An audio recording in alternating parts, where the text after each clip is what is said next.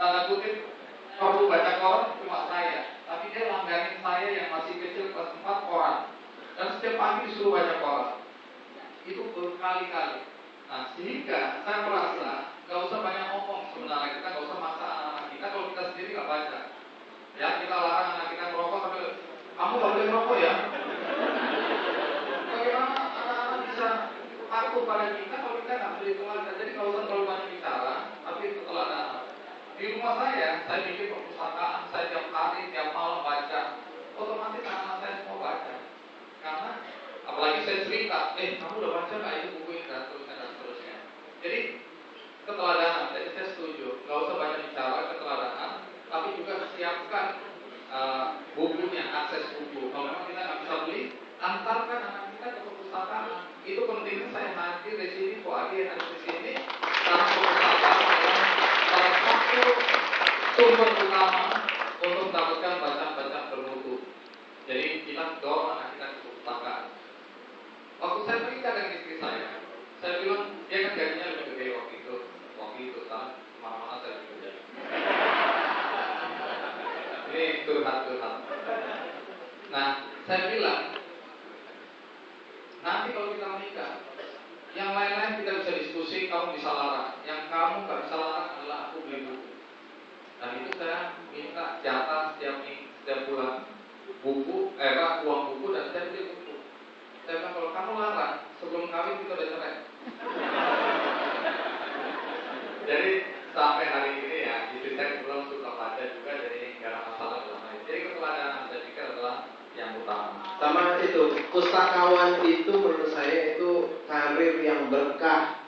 Siapa pustakawan di sini yang kerja di perpustakaan? Wah, tepuk tangan untuk mereka. Ini banyak pahalanya karena mau menyampaikan ilmu kepada orang banyak. Banyak pustakawan yang merasa bahwa profesi ini profesi buahnya. Tapi bagaimana sebagai pustakawan dia menggoda orang-orang untuk mau datang dan membaca. Kalau pustakawannya sendiri ya malas ngantuk. Kalau bagaimana keteladanan itu ada? Ini baca buku bagus sambil.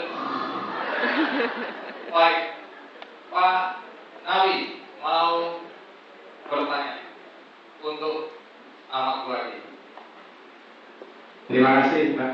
Yang pertama kepada Mas Ahmad Buadi, bagaimana mempersiapkan anak-anak kita untuk ke depan menghadapi multidimensi. Yang kedua untuk Bang Andi, saya pernah baca bukunya Bang Andi tentang biografinya. Pernah tidak naik kelas 4 dulu ya? Kalau Pak, untuk semangat, itu benar naik kan. Jadi orang terkenal sekarang. Terima kasih. Tunggu dulu, kalau Ahmad Buadi yang diingat baik-baiknya. Saya bongkar di tempat saya. Ada masalah apa ya antara kita ini? Ya, bagaimana mempersiapkan generasi ya Pak untuk ke depan. Saya sekali lagi melihat apa yang sudah saya alami dulu dan diajarkan oleh guru-guru saya. Saya melihat ada beberapa hal Pak yang mungkin bisa kita sampaikan kepada anak-anak kita. Pertama adalah tadi Pak, mereka berani, punya impian. Kadang-kadang nggak segampang itu kita mengajari kalau mereka punya impian. Tapi mereka nggak tahu impian itu apa. Karena itu perkenalkanlah mereka kepada orang-orang yang bisa jadi contoh. Role model atau suri teladan itu bukan cuma artis-artis yang di sinetron apa di film, tapi yang ahli biologi misalnya, yang seorang petualang keliling dunia, pokoknya yang beragam. Dan mereka bisa, oh iya saya bisa kayak gitu. Itu yang saya alami dulu di pesantren. Saya dulu berpikir bagaimana anak kampung bisa sekolah ke Inggris. Ternyata guru bahasa Inggris saya, Wong Deso dari Ponorogo, sekolahnya ke Cambridge di Inggris.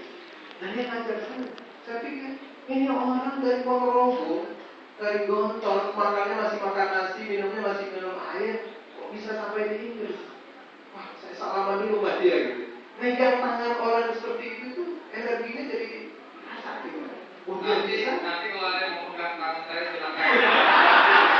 Sambil cium kayak Gus Dur di sini.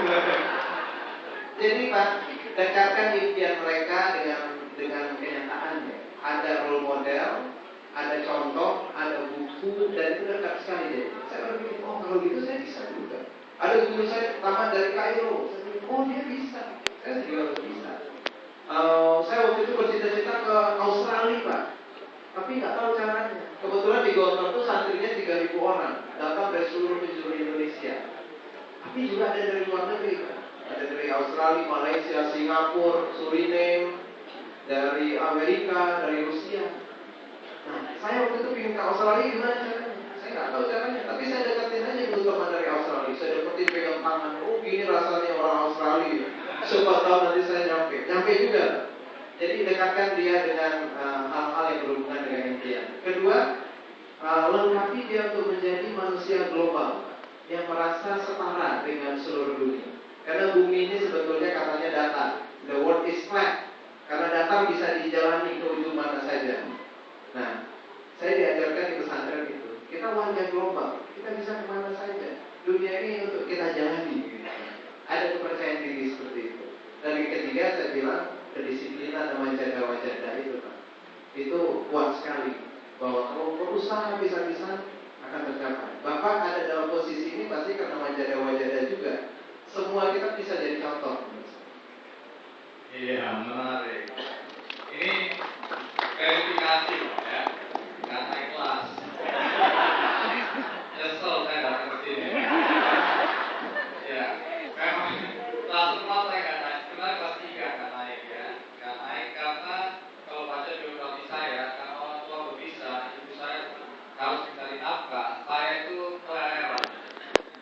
Jadi harus sekolah sendiri, berangkat sendiri, mandi sendiri, cuci sendiri, dan nikah sendiri. Akibatnya menentukan mau sekolah hari ini atau tidak, saya menentukan sendiri. Lebih banyak saya tentukan nggak sekolah aja, main-main. Nah, akibatnya memang nggak naik kelas. Nah, tapi sekali lagi, dan saya sampai detik ini belum sarjana. Jadi saya tidak seberuntung Muhammad Fulani dalam hal pendidikan. Jadi saya tidak pernah sarjana sampai detik ini. Nah, tapi yang membuat kenapa saya bisa mencapai puncak karir saya sebagai pemimpin redaksi di 3 media, termasuk terakhir Metro TV, karena saya dibekali oleh ibu saya dulu, oleh nenek saya dulu, minat baca yang luar biasa. Jadi ilmu itu dulu kita pikir ilmu satu-satunya kan hanya dari guru. Belakangan baru kita tahu ilmu ada di sekitar kita di mana saja.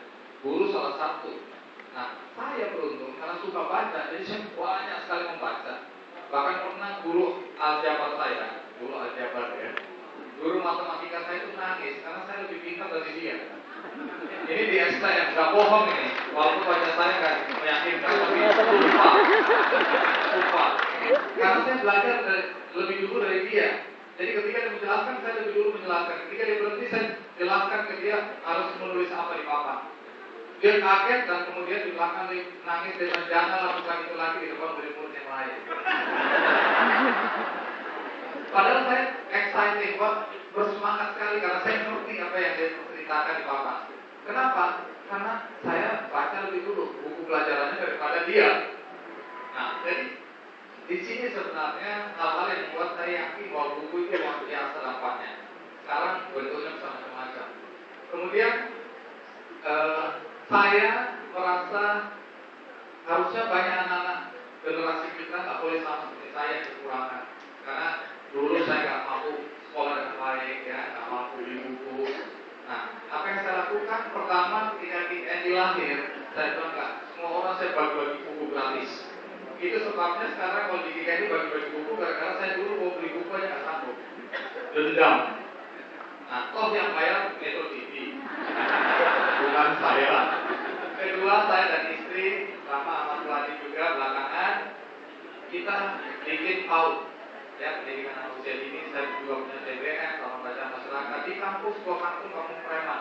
Yang dulu melus-melusin saya, tapi karena saya dan istri saya bilang ini generasi berikutnya nggak boleh serusak bapak-bapaknya, maka kami masuk ke kampung itu, kita bikin PAUD, kita bikin TBM, PKBM, ya, bahkan saya bikin sekolah sepak bola di situ untuk anak-anaknya supaya kita bisa dorong untuk belajar.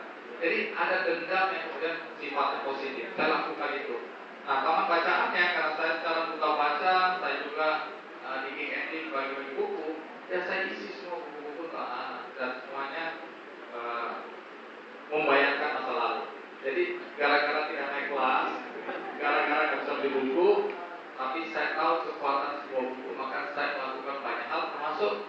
Dipaksa ini Bapak Bambang saya jadi duta baca. Saya bilang saya sudah melakukan apa yang seharusnya saya lakukan, yaitu keliling kemana-mana bagi-bagi buku. Tapi Pak Bambang kan ya saya dijerumuskan lah ya untuk kemudian jadi duta baca. Dan katanya nggak boleh diganti seumur hidup. Baik. Oh, ini Pak Sekda juga ada berbuku karena pertanyaan. Iya. Terakhir, satu lagi pertanyaan. Saya pikir dari sini ya, kita memandang ke sana. Iya, Ibu yang pakai jilbab putih, silakan Bu. Terima kasih. Assalamualaikum warahmatullahi wabarakatuh. Nama saya Nengima. Saya utusan dari guru. Terima kasih atas waktunya. Kalau boleh saya bertanya kepada Pak Fuad. Dulu saya waktu masih di Surabaya, waktu itu yang mengkoordinir adalah teman-teman mahasiswa. Kebetulan Pak Imam Nahrawi. Waktu itu yang ngasih materi pembelajaran untuk pemberdayaan untuk menulis itu kebetulan Pak Dahlan Iskan. Beliau waktu itu masih menjadi kepala Jawapos. Kemudian beliau memberikan motivasi pada kami dan itu sangat melekat. Katanya beliau begini, sudah begini saja, kalau kamu ingin belajar untuk menulis, lihat kolom mana yang kamu mau kamu isi, terus tulis berapa karakter. Itu akhirnya kami kerjakan bersama Pak, dan alhamdulillah rombongan kami itu masuk semua majalah ke majalah Mimbar Pak, tulisan kami. Dan kemudian saya dapat masukan lagi dari seseorang yang sangat kami banggakan. Oke, pertanyaannya begini Pak, setiap seseorang yang menjadi figur kita itu akan memberikan warna khusus kepada kita untuk menjadi seorang penulis.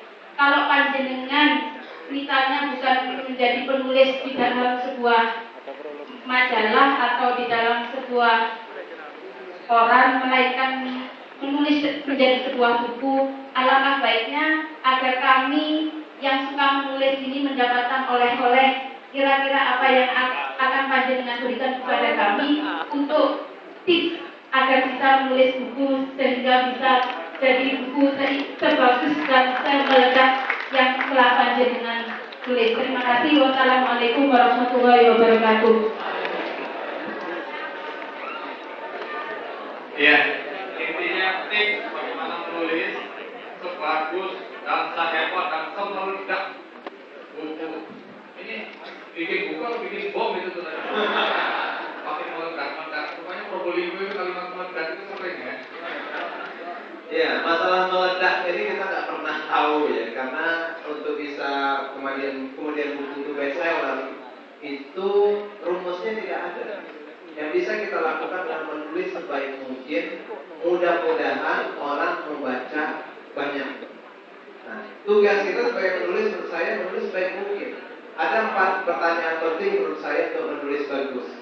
Pertanyaan pertama adalah why. Why itu bahasa Inggris, bahasa Indonesia apa? Bahasa Probolinggo-nya apa? Apa? Kenapa menulis? Itu pertanyaan filosofis tapi penting yang harus kita tanya ke diri kita. Jangan asal menulis saja. Boleh aja asal menulis, jadi tulisan juga, tapi mungkin tidak akan kuat, tidak akan menyentuh hati. Bertanya pada diri sendiri, why? Apa nawa itu sebetulnya saya menulis? Semua orang punya alasannya, bukan alasannya. Semakin ketemu alasannya, semakin kuat energi menulis. Yang kedua pertanyaannya adalah what. What itu bahasa Minangnya A, bahasa Probolinggo-nya apa? Opo. Nulis apa? Tulislah yang kita paling suka, yang kita paling tahu, yang kita paling peduli, yang kita paling senang. Jangan menulis yang kita tidak senang. Kalau menulis yang kita tidak senang nanti kayak skripsi, nggak selesai.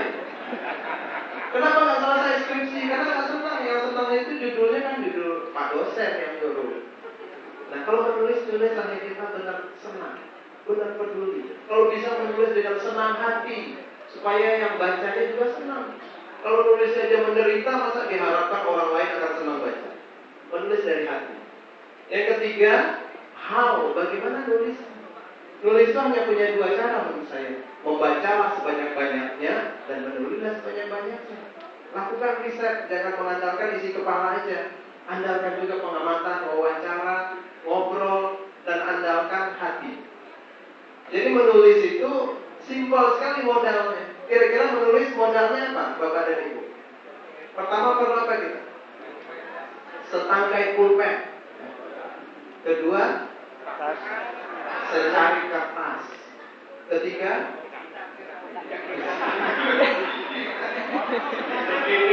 Pak, itu boleh kita tambahkan, tapi menurut saya yang paling kuat itu adalah pulpen, sehelai kertas, sebongkah hati.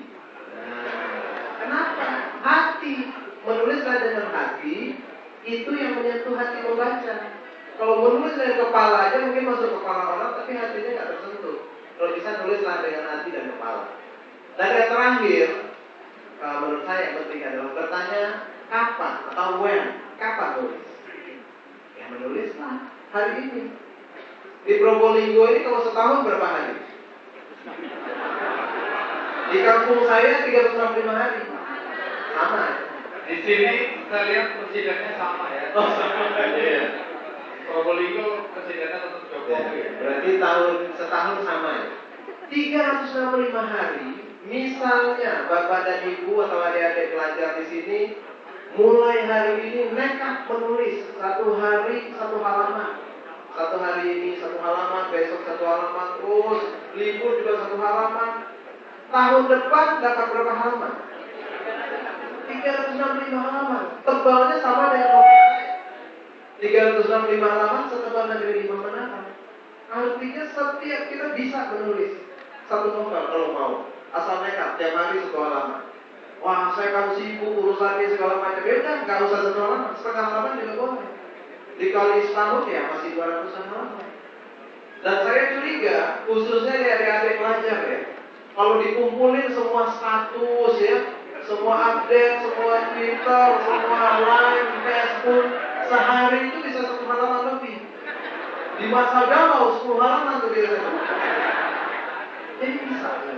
Nah kira-kira itu menurut saya yang paling penting menulislah dengan hati. Iya, tepuk tangan untuk Ahmad Wadi. Naik ke panggung dulu. Saya dengar orang Probolinggo itu berani-berani. Saya menantang orang Probolinggo, adakah yang berani naik 10 orang di atas panggung? 10 orang. Tenang aku ternyata gak ada yang berani. Ada yang berani naik ke atas panggung 10 orang? Ada. Biasanya yang berani belum tahu apa yang terjadi. Baik, 10 orang coba.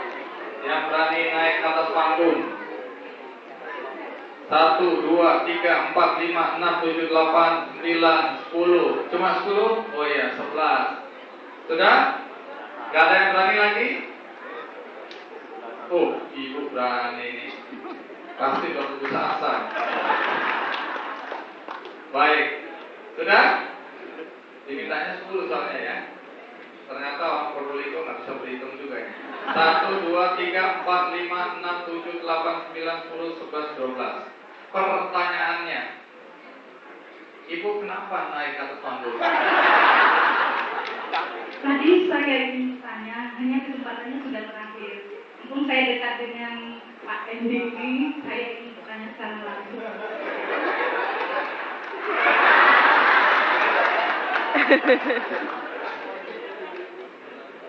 Begini. Lihat namanya.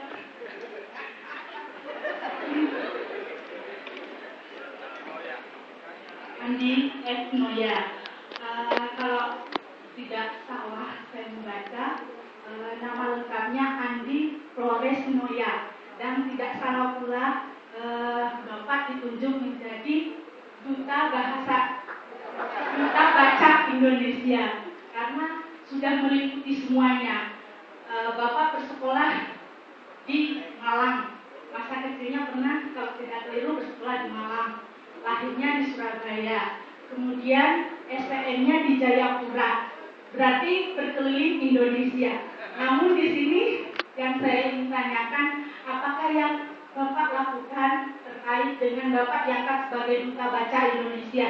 Karena mengingat di Kabupaten Probolinggo ini, kebetulan kami utusan dari PKK juga sudah mempunyai program dari Provinsi Jawa Timur untuk membentuk Taman Posyandu, yaitu yang terpadu dengan PAUD di dalamnya, sehingga kami sangat membutuhkan yang terkait dengan masalah keperpustakaan. Itu pertanyaan kami. Terima kasih. Pertanyaannya muter-muter, memuji-muji dulu, ujungnya minta buku. Itu perhatian betul sama saya ya, sampai tahu sejarah hidup saya ya. Terima kasih. Baik, intinya perhatian terhadap apa yang ibu lakukan ya. Ya, ini ada Mbak Ayu di sini. Dia bagian yang mendukung gerakan yang dilakukan oleh Duta Baca Indonesia maupun di DKNI Foundation. Jadi kami juga punya gerakan untuk berbagi buku untuk taman-taman bacaan, untuk sekolah-sekolah di daerah kecil, sekolah-sekolah miskin, itu bisa kami kasih. Ya. Nanti bisa ngobrol dengan Pak Ayu. Udah, saya nggak mau ngasih, nanti orang Probolinggo itu pengennya ngomong aja, nggak ada kerjaan. Kenapa mau naik? Karena tadi kan Pak Andinya bilang kalau berani silahkan naik, karena saya berani dan saya juga punya pertanyaan. Oke, pertanyaannya apa?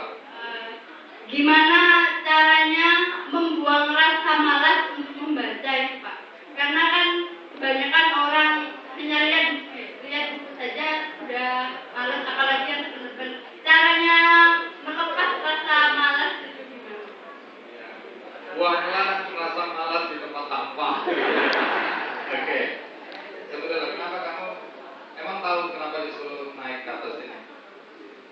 Enggak, cuma pengen jabat tangan Pak Endi sama Sini, boleh jabat tangan.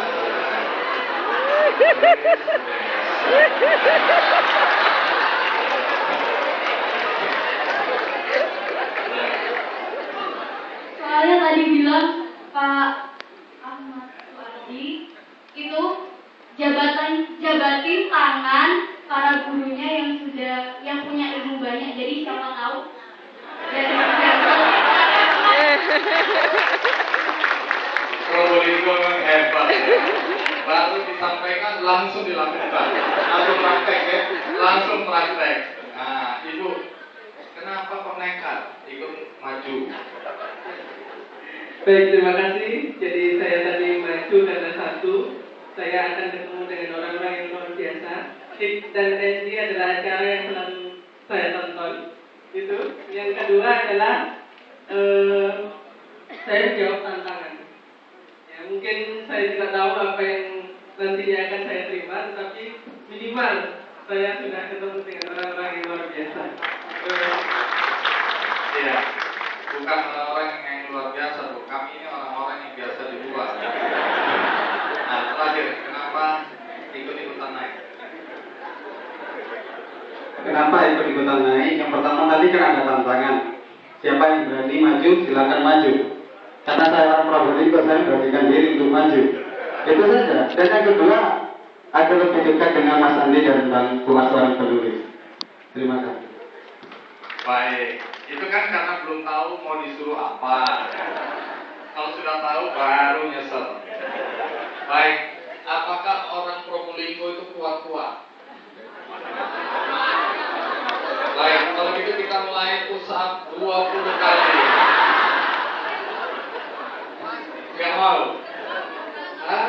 Ayo, ya udah kalau gitu kita kasih buku semua. Terima kasih. Baik, silakan bukunya mana? Ya, buku tulis. Oh, selain buku dapat polo shirt Duta Baca Indonesia. Ya, jadi siapapun yang di depan hari ini kita minta berperan sebagai duta baca Indonesia ya. Begitu pakai baju ini, setiap ada orang ditangkap langsung dibawa ke perpustakaan. Di jalan-jalan ditangkap, bawa ke perpustakaan. Nanti pasti perpustakaan penuh dengan orang-orang yang marah-marah. Baik ya, mulai hari ini kita berikan aplaus untuk Duta Baca Probolinggo. Teman-teman silakan turun kembali foto-fotonya nanti ya. Dari tadi foto, udah nggak sabar untuk upload PP ya. Matur nuwun. Terima kasih. Baik, Ahmad Wadi, di ujung ini apa yang Anda ingin sampaikan sebagai penutup dari kehadiran kita di Probolinggo? Ya, kalau menurut saya, untuk kita mencapai sesuatu yang kita inginkan, bahkan melebihi apa yang kita inginkan, jangan pernah merasa kita kurang modal. Jangan pernah merasa karena saya lahir di lingkungan yang berbeda, saya lahir di sebuah kampung, saya lahir dari orang yang tidak mampu, jangan jadi alasan. Karena kita punya hak yang sama sebetulnya untuk menjadi. Karena itu, hanya dua hal yang saya pesankan khususnya generasi muda. Pertama, bermimpilah, punya cita-cita. Jangan pernah remehkan cita-cita kita, mau setinggi apapun. Karena Tuhan Maha mendekat. Dan yang kedua, cita-cita tidak akan jadi apa-apa kalau tidak dibela. Kita bela habis-habisan. Maju tak gentar. Gimana membelanya? Bersungguh-sungguh. Manjada wajada. Siapa yang bersungguh-sungguh, dia yang berhasil. Baik, mudah-mudahan walaupun singkat ada sesuatu yang menggerakkan hati kita dalam upaya kita meningkatkan minat baca. Kalau Anda bukan orang yang suka baca, tadi juga bagaimana sih caranya untuk membuat kita malas baca? Ya tentu saja memulai sesuatu, membaca sesuatu yang kita sukai, atau mendengarkan cerita dari teman-teman yang sudah membaca buku-buku yang tadi disampaikan. Nah, mumpung saya di sini, mumpung Ahmad Wali ada di sini, kami bersedia berfoto bersama. Tetapi supaya cepat, bagi yang berminat, yang nggak berminat dan mau pulang silahkan. Yang berminat mungkin kita atur, nanti arusnya dari sana antriannya, jangan dari sini. Ya, kalau panitia diatur supaya cepat, tertib dan rapi, semua dapat. Nah, harus masuk di situ, berombongan beregu. Kasih handphonenya ke atau kameranya ke panitia. Panitia mungkin bisa bantu 2-3 panitia di sini untuk memotret, ya, membantu memotret. Jadi terus langsung keluar, kameranya diambil langsung ke kiri. Bersediakah begitu? Baik, orang Probolinggo. Tapi sebelumnya apakah dari panitia ada yang mau diumumkan? Ada ini. Atau kita mulai foto sambil panitia?